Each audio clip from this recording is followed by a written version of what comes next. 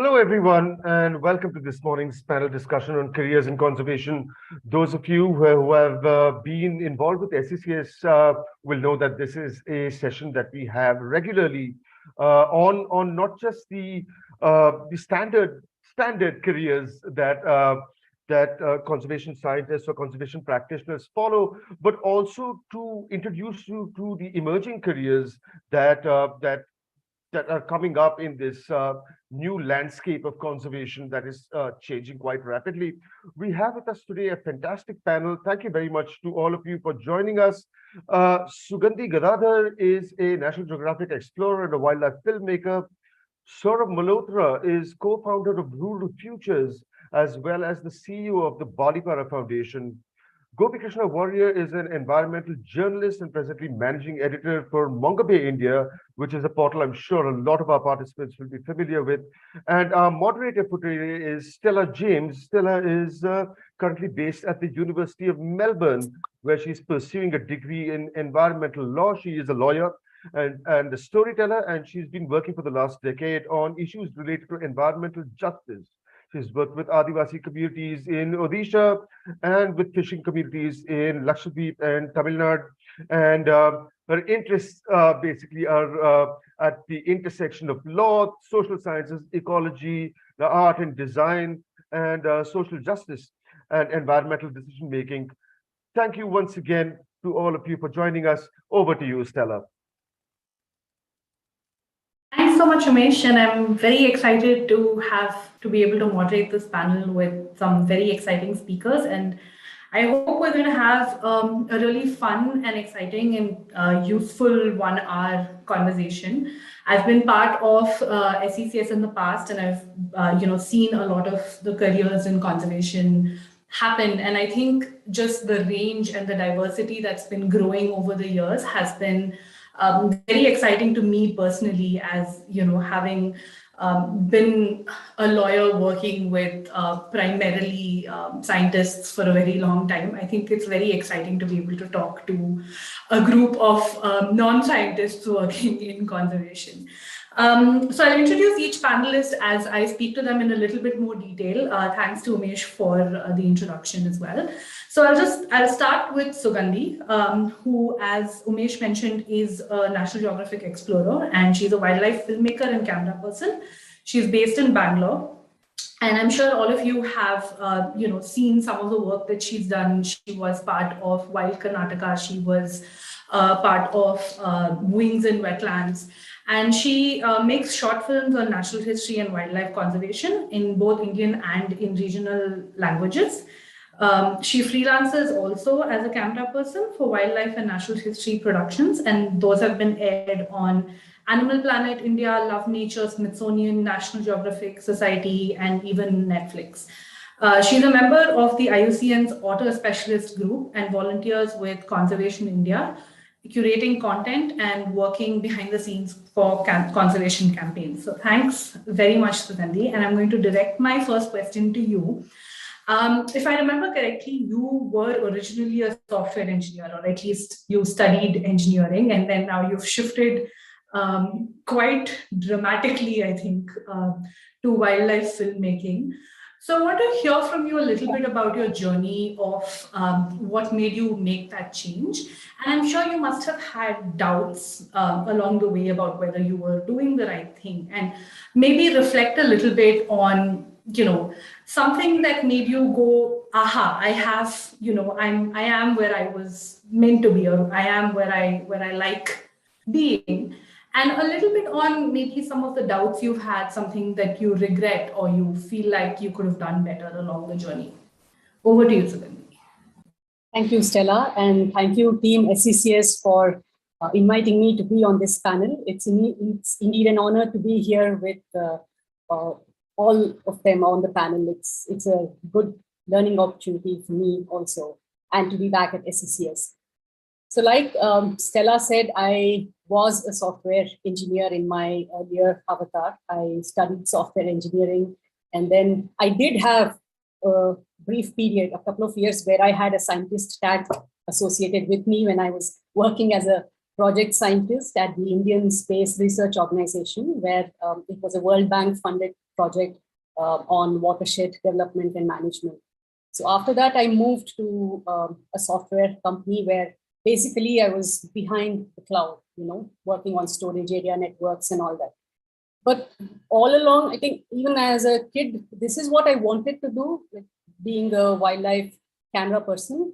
But after my 12th, when at that crucial point, I had to make a decision of what to do as my next step, I chickened out because there was nobody to guide me or nothing concrete that I could study here in Bangalore. And I didn't want to become a cinematographer and shoot Kannada soap.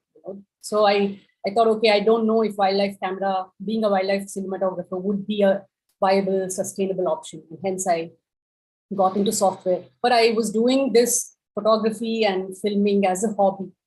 But after years of being in the software industry, and it was quite a strenuous job there, I decided to take a break. But then after that, things started coming my way. I was doing things, I was interning with people, I was learning on the job. I did quite a bit of stints, basically for zero money, but all of them gave me a lot of experience. And then slowly I started making short films and then doing freelance camera work.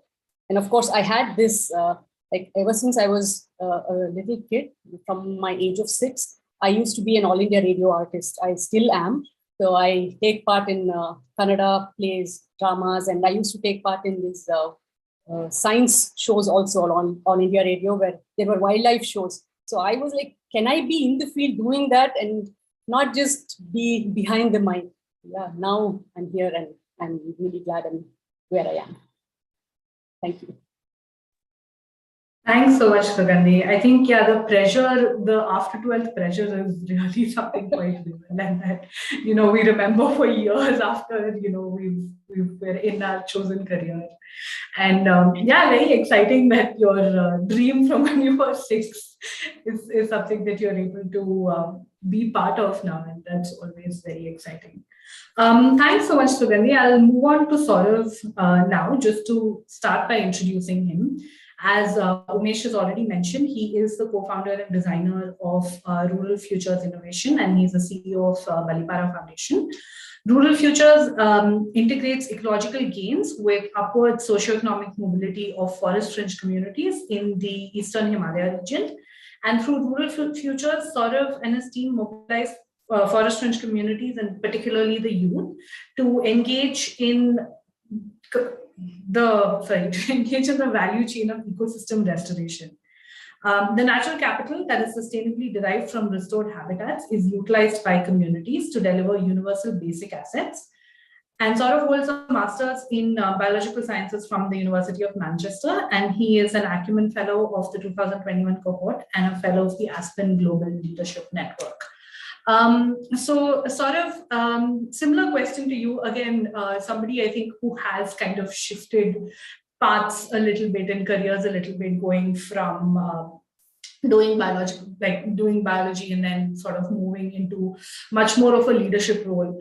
So again, I want to ask you to tell us a little bit about your journey through the process. And, I'm sure having designed and led an organization like Balipara for so long, there have been moments of pain and moments of, I want to say glory that you've had. So if you can just take us through a little bit of that.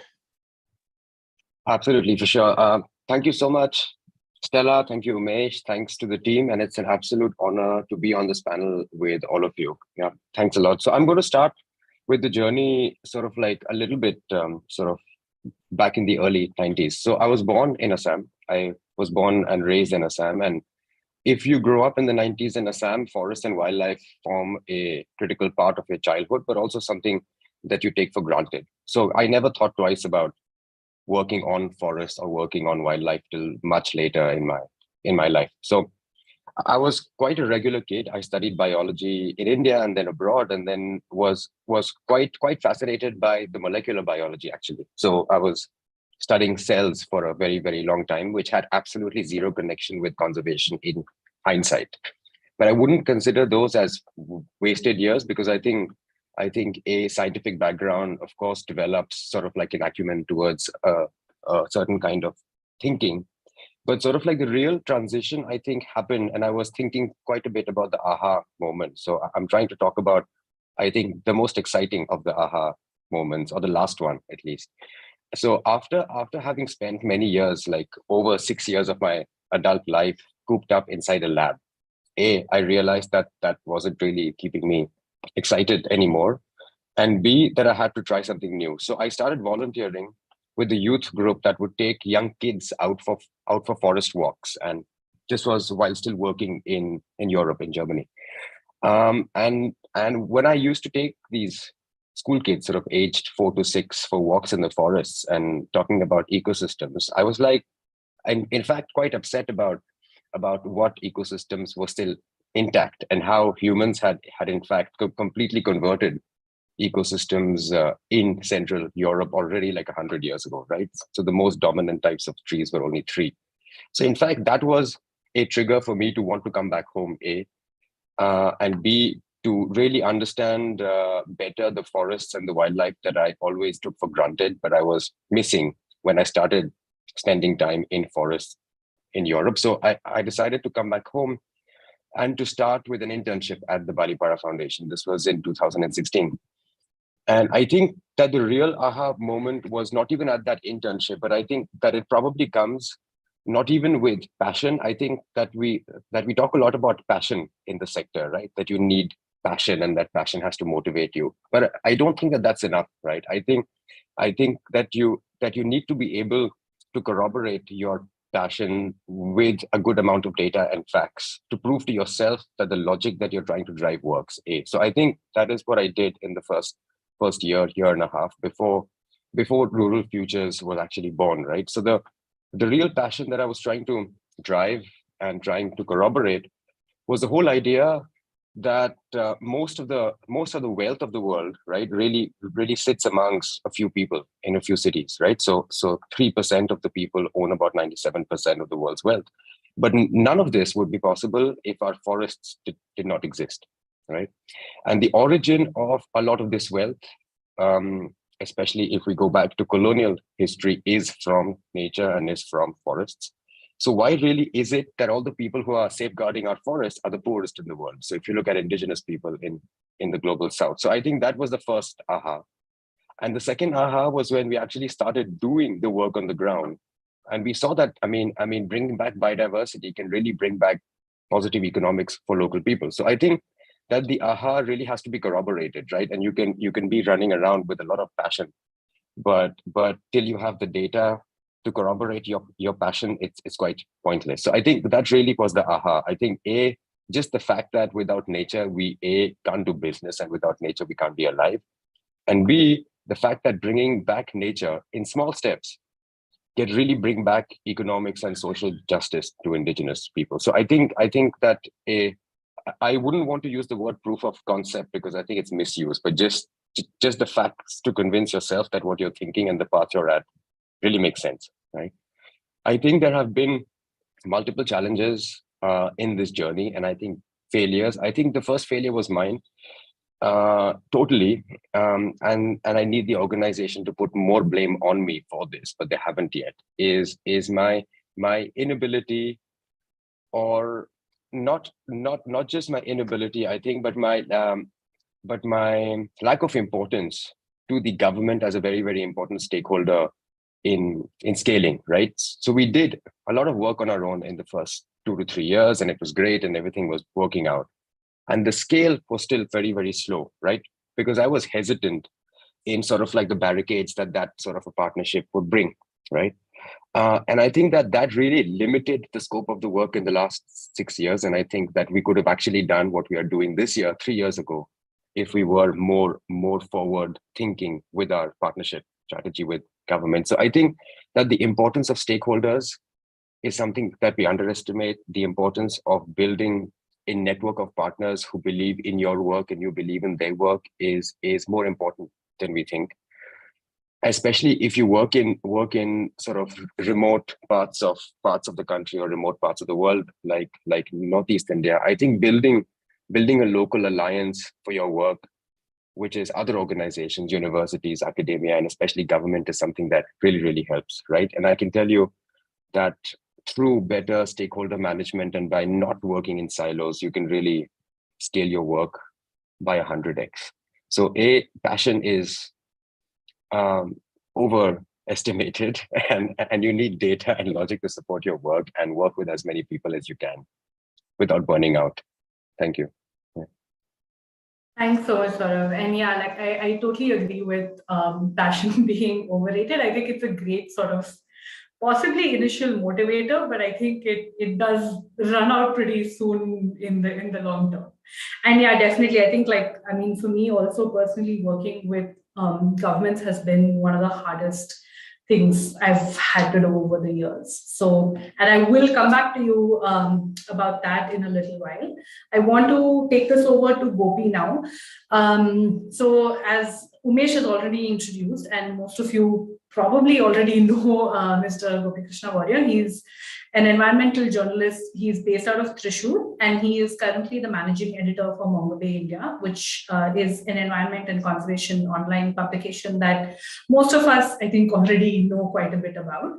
He has previously written for the India Climate Dialogue, Nature India, and Frontline magazine, the News Minute, Times of India, Hindu Business Line, and his pieces have also been published in First Post and in Forbes India. Gopi is also the secretary of the Forum of Environmental Journalists in India, which is a professional body for environmental journalists in India.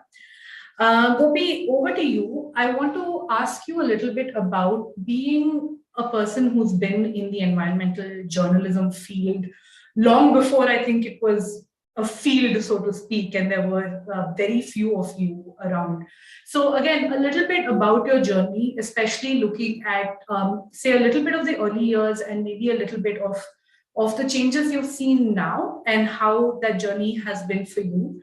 And again, a little bit about, I'm sure the kind of difficulties that you have faced being, one of the early environmental journalists in India are very different, but we would like to hear more about the kinds of challenges you faced and the kinds of things you've come away with that make you feel like you could have done things differently, for example.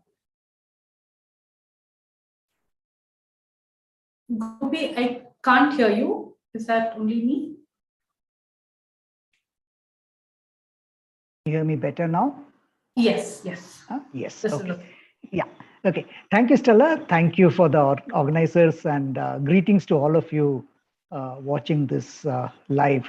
Yeah, it's been a rather long journey. Now, if you were to ask me at age 23 when I started working, what was my aim in getting into environment and development, journalism, communication? So it was not something that I moved in later. I had sort of more or less decided this is my path after I had finished my my university, or even during my university, because my initial I did a bachelor's in zoology, and a very different combination. I did masters in English literature and journalism, so it was a mishmash, But then that mishmash, I mean, though academically it wouldn't have helped me to become a professor somewhere, but that mishmash is what essentially what environment journalism or communication is all about. So and so if you had asked me at age 23 what I wanted to do, I mean, I would have told you that I want to communicate complex environmental issues, truths, linkages, etc., in simple language. Now, 35 years later, if you were to ask me the same question, I'll repeat you the same answer. The only thing is these 35 years has been the process where I've been trying to do each step slightly better than what the step was earlier. I mean, what happens when you reach my age and have worked for so long? You're not actually competing with anybody outside, because those days of competition are over. Those days were younger days when we were trying to get our next promotion or next increment or whatever. But those days are over. I mean, here you reach a stage where you just want to do better than what you did last time. So is that process over for me? No, I don't think the process will ever be over for me. I mean, I presume I will continue doing this as long as I'm writing, as long as I'm communicating, as long as I'm writing. So that's the continuous process that keeps me going. Now, the as you said, Stella, the path has not been always rosy for somebody from my generation, partly because I'm from the second generation of environment journalists in the country. So if you were to take, people like Daryl DeMonte, Claude Alvarez, Bittu Sehgal, Usha Rai, big names, people whom I sort of read and used them as role models when I was in university and they sort of were my role models. I came into environment journalism. They were the first generation, but they also were at one level, they also were people who had the resources do what they wanted to do, the financial resources to do, the security to do what they wanted to do. It's only when people of my generation, and there are many, I can name Joydeep Gupta, Fred Norona, the whole lot of people of my generation, K. Acharya, Atul Devgaonkar, a whole lot of people of my generation. When we got into journalism, not that all of us had the resources to be doing what we want to do, because we didn't have it. We had to actually work and earn a salary every month to be able to do what we wanted to do. So that's where our first real cut came, because how do you make your job something that you want to do, and were there enough jobs that gave you that opportunity? So for me, my initial years, and they were very, very important, the first 5 years when I was working in Delhi, where I worked with two national level NGOs. One NGO was working called Afro Action for Food Production. I was working in the communication departments of those two NGOs.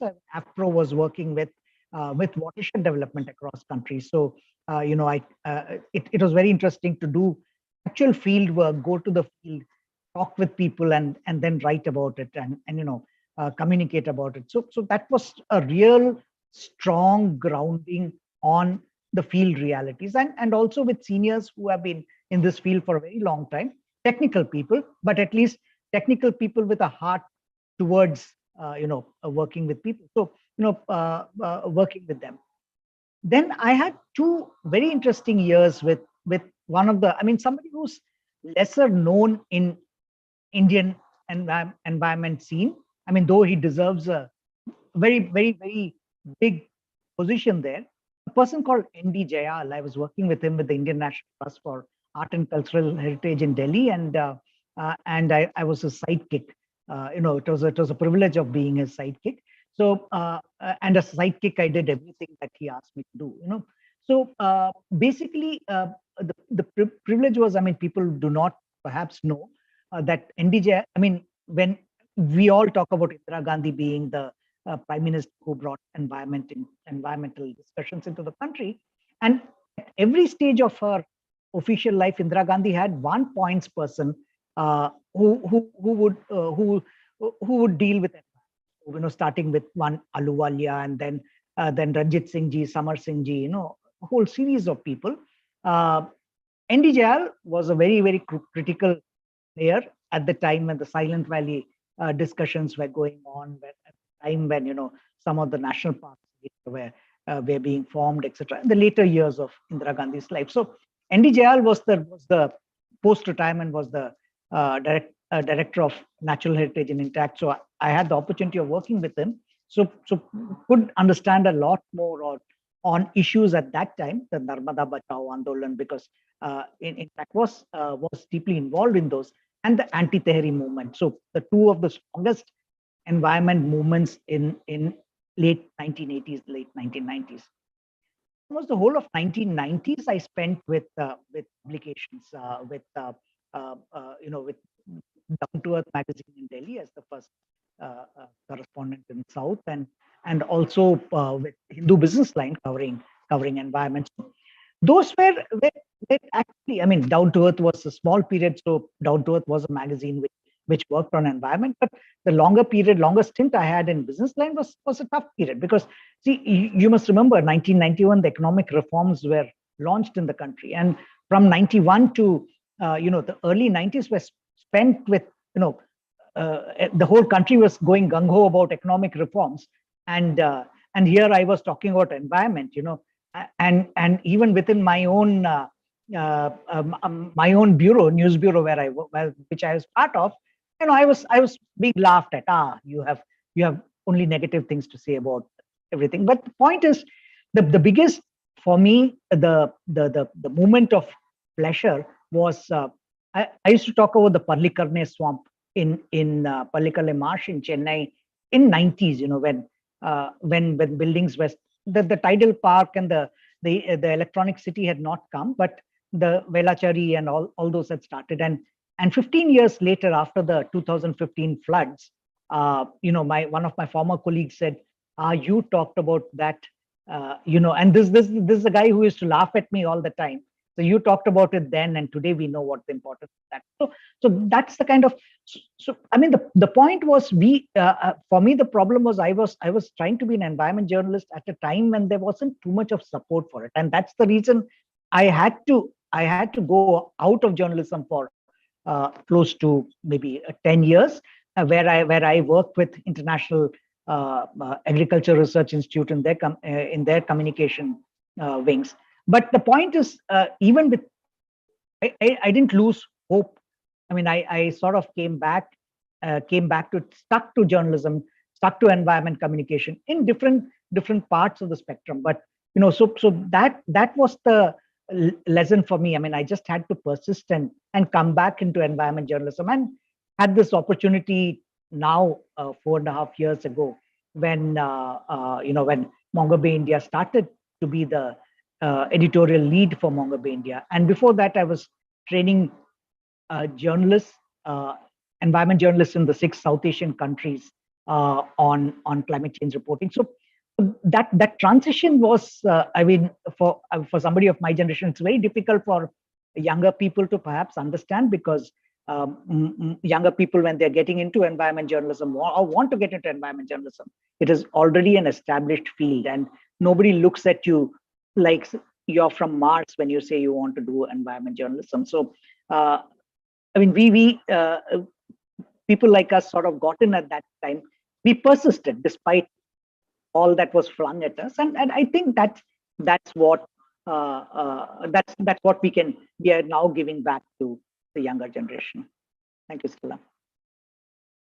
Thanks so much, Gopi. And yeah, you said this multiple times, and I still imagine how, I know I can only imagine how difficult it must have been to sort of, convince people that this was a legitimate thing to do. And I think that the story of the floods and that was really great to hear as well.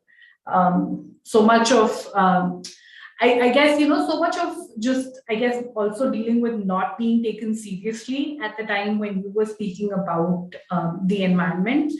I think also, just the emotional toll of that, I'm sure, must have also been quite something, other than just all of the difficulty with the finances and actually having a job in the field. I'm going to, just keeping in mind time, I'm going to move a little bit to the audience questions, but the next question I have actually comes together with what Akshay is asking about financial stability. And this is something that, has come up quite constantly. And actually one of the questions that somebody sent me on Instagram, and I really liked how she said that and what we said about passion, which is that passion alone cannot sustain a livelihood. And so many of my friends from the field of conservation have shifted and switched due to slow growth in pay scales and low pay in general, even for jobs that require some hardcore skills and quite a few years of experience. So the question that she has, and also I can see Akshay have, are how do we make this a financially lucrative domain? So I think the question, it'd be good to hear a little bit about in your specific fields, what the kind of pay ranges are that we're looking at, but I think also more generally to think about what financial stability means in the field of conservation in terms of what you're doing. So maybe we can start with you, Saurabh, and then go to Sugandhi and then Gopi. Yeah, of course, Stella. And I think I will probably answer this while also answering this question about habit that I just saw, because I think it's a bit linked. Yeah, I think in terms of financial stability, I think you've got to be able to define what do you mean by your basic needs first, right? And I think all jobs in the sector, no matter how badly paying, will cover your basic needs, right? All jobs will do that. Will that be enough for you to continue living the lifestyle that you probably have? Maybe not. But will that be enough to keep you going? Of course, right? What that means in many cases, and especially for a conservation job, and I think just sharing a few tips, what we've seen really helps is if people are willing to make that move from urban to rural, which is still a tough move to make for many people in the conservation sector. Like, we prefer doing conservation from our cities, right? But we know that conservation is much, much more effective when you're really at the site of conservation and your cost of living is considerably less, right? So what you find tough to live with in a city, you'll find that you have quite a grand life in a village, in a rural part, anywhere in the country. I think second, in any career in the development sector and not just conservation, I think it is very important to give yourself at least 5 to 7 years of a break from big financial dreams, right? I think it's important to really get into it, to understand the field, and to really understand what is it that you want to do within that organization, right? You can choose to be an entrepreneur with your skills, or you can then learn and then choose to become an entrepreneur where you have more freedom and flexibility in shaping your work and in shaping your own organization. So it is definitely not something that will pay you as well as a job in an FMCG company. But I believe, and it's something that I vocally fight for, that it is something that we should be fighting for collectively, right? So in the next 10 years, why should not the defenders of nature be paid as much as people who sell soap, for example, right? And this in fact goes back to also what the government pays our rangers, for example, like our forest guards and rangers. So I think that there is growing consensus. We do need active mindset shifts within donors, within governments, within organizations to make all of this happen. But there is a trend by which this will happen. So I will say persevere, but the resilience that you will need will be much more than financial resilience, right? So I think the financial part is the easy part to fix. Like, just pack your bags from Bombay and move, or like pack your bags from Bangalore and move anywhere else, and that's easy. But there will be a lot of other kinds of resilience, and that in which there will be many choices and many difficult decisions, and many decisions which will make you question your morality. So I think resilience and grit is a larger thing to worry about than finances. And I think, coming to the exact point, Stella, I have not forgotten that you do want me to spell out the numbers. I think you can expect, I mean, if you are a fresh postgraduate, and I'm assuming most people watching are postgraduates, yeah? So if you are a fresh postgraduate, you could expect anything between 4 to 8 lakhs a year, depending on what your field is and where you're working. So it should be around there. And that should definitely keep you going really well if you decide to move. So I would encourage, in fact, everybody here to move to rural India to do conservation work. Thanks, Saurabh. I think moving to rural areas is going to be one of our great ideas that people get. I'll move on to Gopi. Sorry, Sugandhi. I'll move to Gopi now. And Gopi, same question for you on financial stability. Especially now, considering actually that you've been in the field for so long, like, are we finally at a place where we can be financially stable?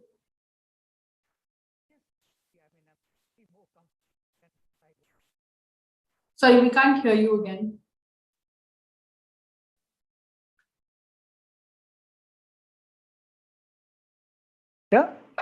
Yeah.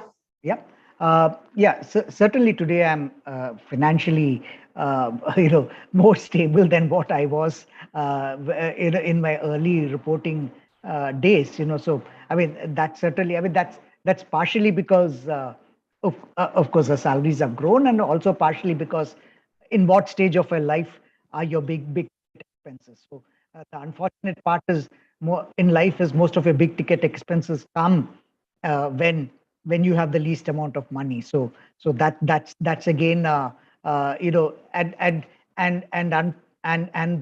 in our line of work, in conservation or in environment journalism, it's the early years when you don't have too much of money, and that's when your big ticket expenses are. So just to give you a ballpark figure, in journalism, I mean, environment journalism is a subset of journalism. It would be something like, I think a starting job would have something like 30,000 rupees a month kind of a salary, and an average senior level position would be between 150,000 to 200,000, which is not bad as it stands today, but it's still, I mean, nowhere compared to a whole lot of other professions. So I mean, if you are a chartered accountant, maybe you'll make much more money.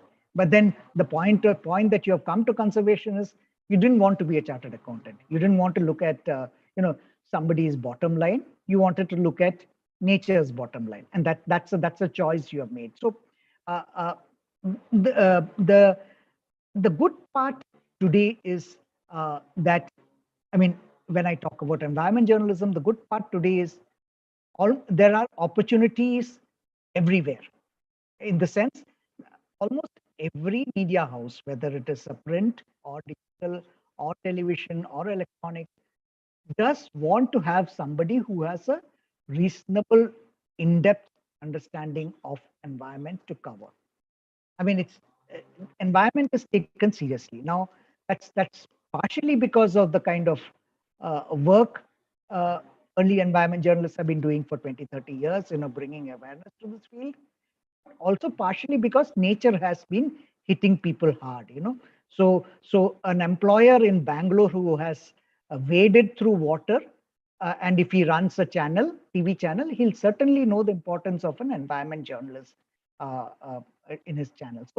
So I mean, nature has been hitting hard everywhere. So there is an importance on environment now, and also today, I mean, which is not the case when I was a young reporter in the 90s. Uh, you are not internally, you're not discriminated against, in the sense that, I mean, you get your promotions and your increments on time with your other colleagues, depending on your work.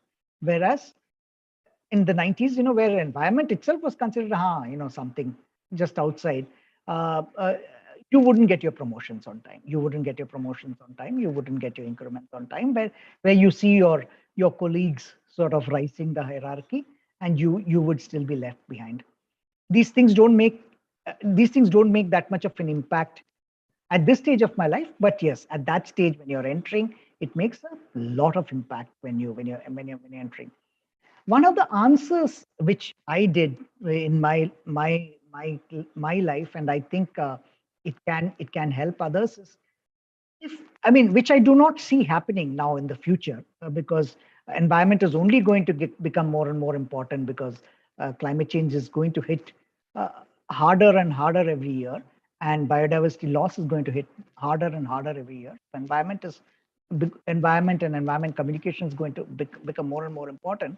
But at a time period when staying in the media was almost impossible, not just for me. I mean, if you look at a lot of people of my generation, they all left the media scene at a particular time at the end of 90s, and they all went to do other things. So I moved to the International Agriculture Research Institute, and I started handling media relations there. Now, at that point of time, I remember some of my die-hard journalist colleagues saying, I mean, how can you do media relations? I mean, you're a journalist, you should be on this side of the table. And I used to tell them, and I totally agree with it even today, is that it gives you an opportunity to learn new skills. It gives you an opportunity to learn new skills. Have you know have have things like something as small as patience. be able to talk with people diplomatically, be able to keep your ego in check. I mean, these are the skills that media relations has given. As a journalist, you think you're God's gift to mankind, so you have a right to be aggressive to people. You have a right to be, want to be heard. You want to jump a queue saying that I am journalist so and so. Uh, so to live a life where you can't take all those things for granted, I mean, gives you a certain amount of skill. So diversifying your skills set is always a good idea if you're in the conservation field, so that if at any point of time there is a bottleneck and the line of work that you're taking seems to seems to have reached a dead end. I mean, it need not be a permanent dead end. I mean, I've returned to journalism, so it need not be a permanent dead end. But then if you think that there is a dead end, learn new skills, and that those skills, even when you keep your long-term goal in view, and you learn new skills which can help to reach your long-term goal, you can sort of take that detour and come back to what you want to do. So that's something. That's something I would like to share from my personal experience. Stella? Thanks so much, Gopi. I think, yeah, one of the tragedies of the line of work that we do is that as things get worse with nature, job prospects get better for some of us, and that is definitely a tragedy. I think also, like, a great point on diversifying skill sets, and something that me and a lot of my friends and colleagues have also had to go through, move spaces, learn new things. And that's really great. Sugandhi, I want to move to you, especially also considering that you also work freelance. So I'd also like to hear a little bit about a different sort of model of financial stability that comes from you. Yeah, I don't have a salary component. So I used to have it in my software days. So what I did was, from all those years of working, I created some sort of a financial cushioning for myself, because I was saving. And this was not a planned career switch, but because I saved, and when I made that move, I took a break from software and moved to this, I had at least something that was able to help me sail through those months and weeks of having no work. And I'll borrow a word from Gopi in saying being a sidekick, being a sidekick, doing all sorts of different kinds of roles. Like, I would be a assistant fixer, I would be assistant sound, I would assist for anything. You learn from doing all these things, which either don't pay or pay you very little, but they give you a lot in terms of experience. And that's how your resume goes on building. And that's what it did for me. And I used to do corporate films also, because that was at least giving me some money. So, like, something else to keep me doing what I want to do, which is filmmaking, but not exactly wildlife. But that's where my heart was. So somebody told me, if wildlife is what you want to do, then shut up and do that and figure out a way how to make things work there. So I learned from what I did during corporate, but started interning and being assistant for all these different kinds of roles. And that helped me gain experience. And maybe if you want to start off, you might want to look at being, like I said, an intern or a production assistant or something in a production house, say in India. And that would, you might start off with, say, 20,000 or 30,000 a month or something. And then as you build on your experience, you'll start getting to earn more. Yeah, I think somebody has also asked, is it wrong to expect salaries that are okay for us to live in cities, because that's where most of us might be, and we may not have the good fortune to live in a rural site. So yes, it's not wrong at all to expect salaries that would matter more, mean a lot more to live in a city. So for that, we need to, I think in my field, I would say experience is the most important thing. The more number of diverse things I do, or the more number of projects I take on, will help me only improve my skill set. So I would focus more on that. Maybe, I also have to mention that I've had good mentors. I sought out teachers who looked at my initial projects, and they really give me good feedback. Even now I get whipped by them, but every whipping only makes me better. And I think that's something I would strongly request all of you. Look for a good mentor or mentors who will help you hone your skills. Thanks so much, Sugandhi. And yeah, very good points on coming back again to what Saurabh said as well about resilience and grit. And I think what you said, Sugandhi, and what Gopi brought up as well. Yeah, I think to answer, like, I mean, you guys have already all answered the questions about and what Madhura has asked as well. I'm sorry, is that Madhura who's asked, Zeenal who's asked the question about living in cities. I think, yeah, the sense that I get is that it isn't great financially, but also from just the numbers that you guys have like shared, it's not bad. It's not an unlivable wage where you're going to be starving or not being able to rent a house for yourself. Say even in a city like Bangalore, I think with 30,000, it's not great, but it is definitely something that can be managed.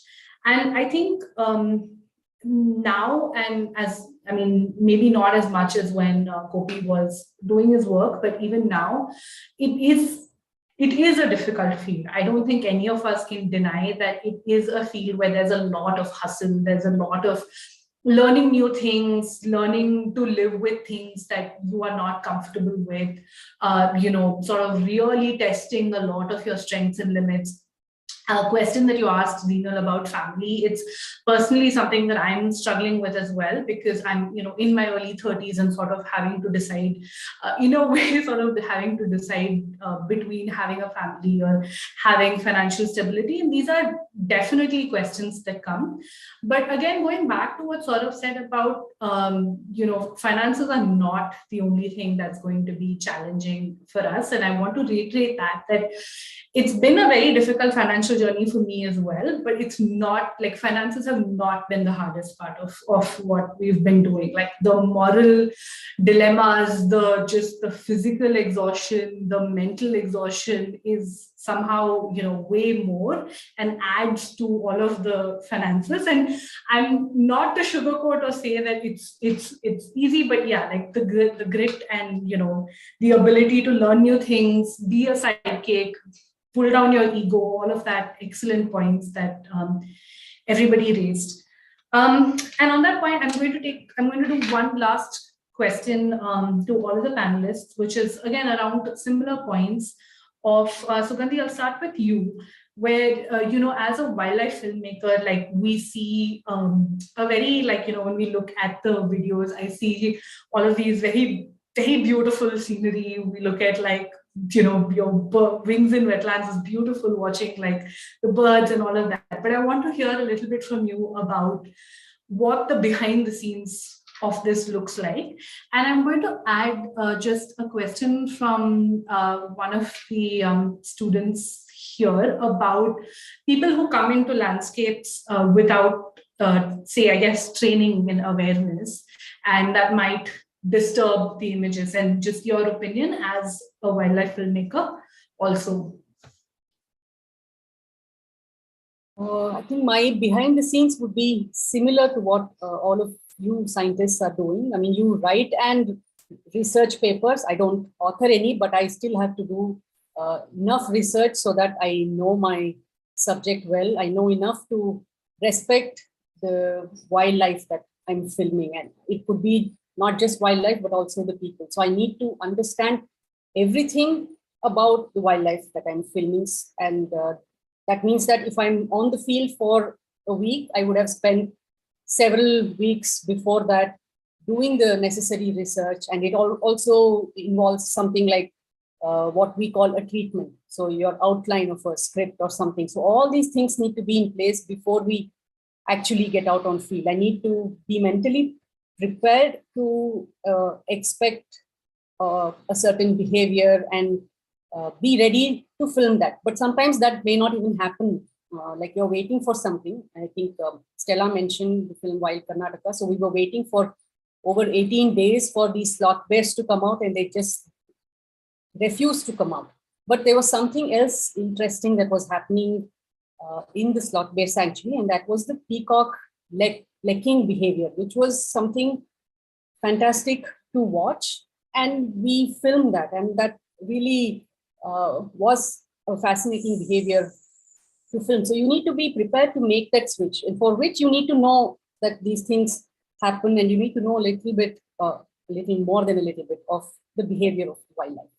So that's, I think my day-to-day involves a lot of reading, logging all the footage that we make, making backups, all of these. And apart from that, if I'm in my field station, I need to prepare my own food, everything. All that is part of this job, I must say. And I think somebody, Stella was mentioning that they had asked about how does a common man who uses a mobile phone to take photographs in the wild, say typically on the Ooty Bandipur road, they stand next to the elephants and take selfies. That is because they don't know that they are not supposed to do that. That awareness is not there. So I think he was mentioning, if we just post about species on social media, would that create awareness? No, it doesn't.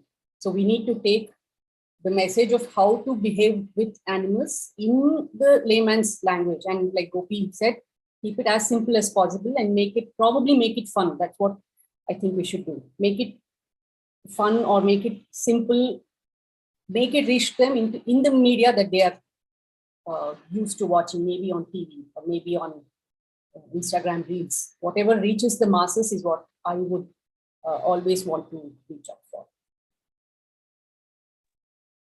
Thanks, Sugandhi. Gopi, to you, I want to ask a little bit about also what Sugandhi brought up about reaching the masses. And I think, again, a question that someone in the audience has asked about what are the things we keep in mind when communicating. So you worked as a journalist, you worked in the media house as well. And from my side, I want to ask you a little bit about what you think is the impact of communication. Like I see a lot of young conservationists becoming more and more interested in communication. So a sense from you on how important is it for conservationists now to learn how to communicate all the complicated work that they're doing?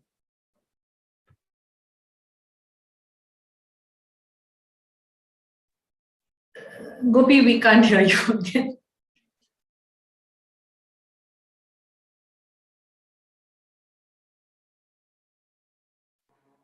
Is this better? Yeah. Now Is it better now? Yeah. Okay. So the beginning of the century, there was this. I don't remember whether it was The Economist or Nature that ran an editorial which said the 21st century is the century of biology. I mean, 20th century was the century of physics. That's where all the major development in quantum physics, all the atom bomb, all that happened in the early decades of 20th century. And 21st century is where we are talking about biology. I mean, it is. I mean, if you just went through what hit us 2 years ago, COVID hit us for 2 years and still continues to hit us.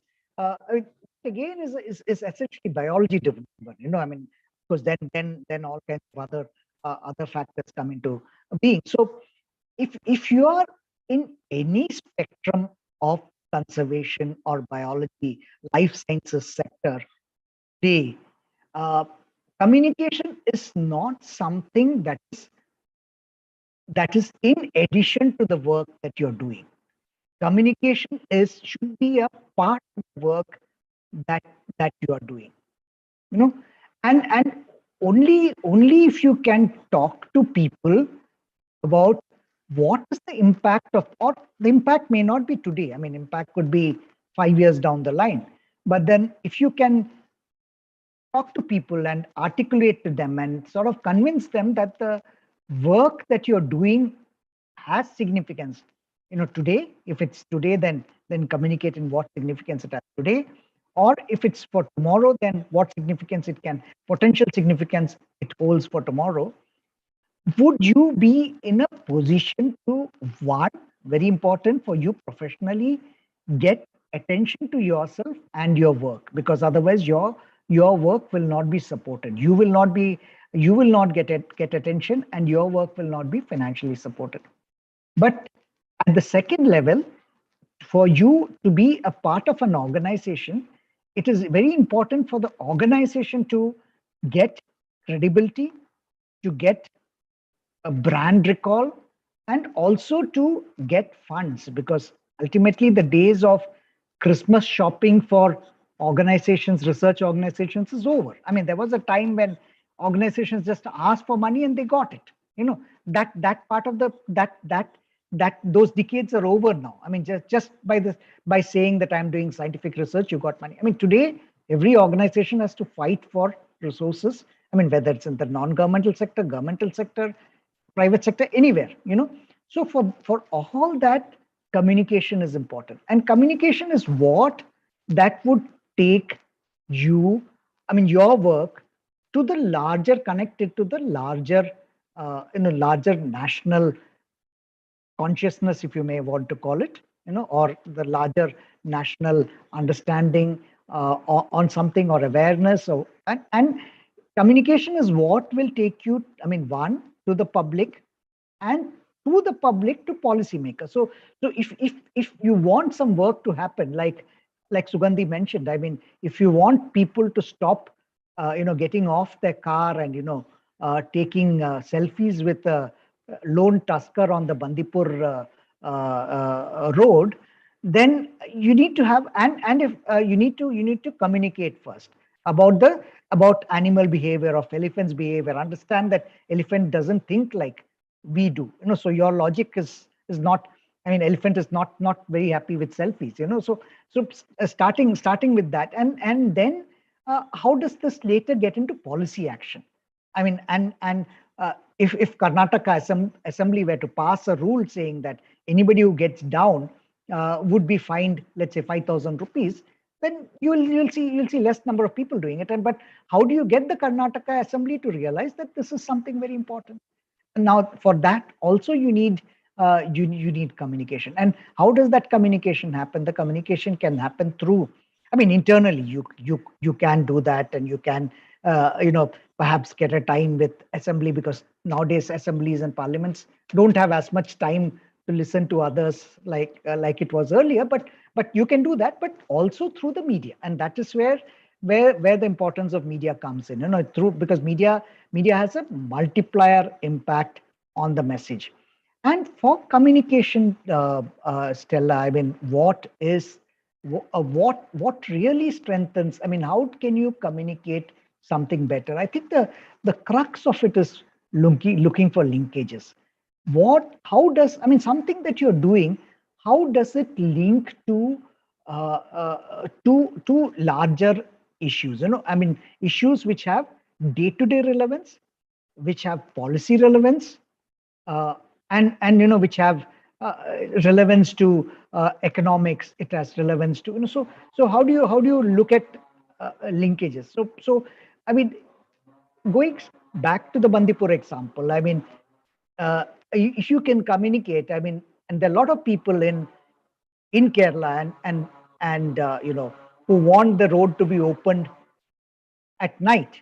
Now, without going to the merits of whether the road should be open in the night or not, the point is, even if you were to want the road to be opened, I mean, you need to start with that communication. No, I mean, if your behavior during daytime is this bad with the animals, I mean, how do you expect any policymaker to listen to your request that the road should be opened at night? So that is the linkages that you need to make, and that those linkages are the crux to any effective communication. And journalism is just part of that communication.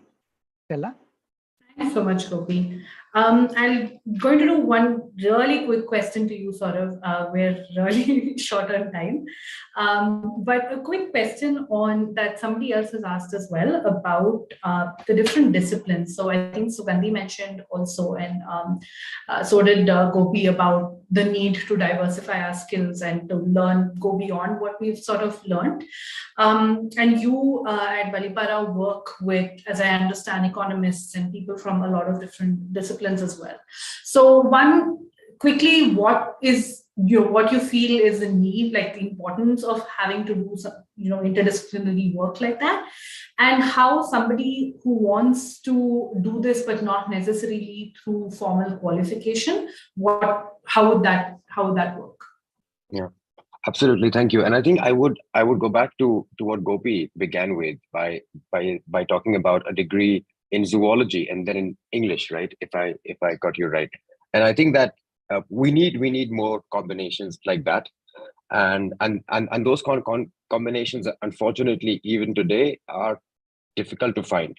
But that being said, I mean, when we hire, we don't really care a lot about where you went to college, because I think that was also a question. Yeah, we do care a little bit about what you have studied, but what we care about the most is how you manage with the resilience and grit and the passion and the logic for your work once you're on the ground. So I think I want to say that up front. And I think in terms of diversifying your knowledge, I think it is absolutely important in any kind of conservation sustainability work that you want to do. It is absolutely imperative today to have diversity in thought, so we can bring in holistic approaches to the work that we do. But when I say diversity in thought, I think a lot of this can be learned by doing. I mean, all of my knowledge is by doing, because before that I was quite a boring biologist.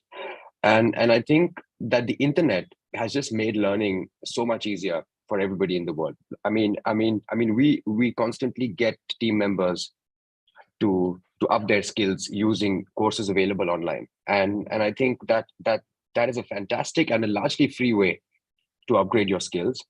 I would also recommend people to do as many diverse internships as possible.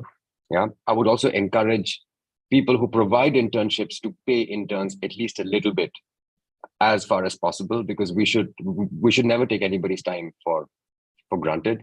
So I think internships are a great thing on your resume, especially if we know that you've done that internship not for a certificate, but for the knowledge, right? And the fact that you've actually wanted to learn. So there are multiple ways of broadening knowledge bases, right? And everything is available online or through internships. And I'd just like to make one comment, if I may, right? And I think that we're also looking at careers from a restrictive view about careers directly involved in conservation with conservation-based organizations. But I think that you can make a huge impact if you work on the other side, if you work with large corporations and their sustainability teams. I think today is the time to make great impact, because corporations across the world are talking about carbon and net zero.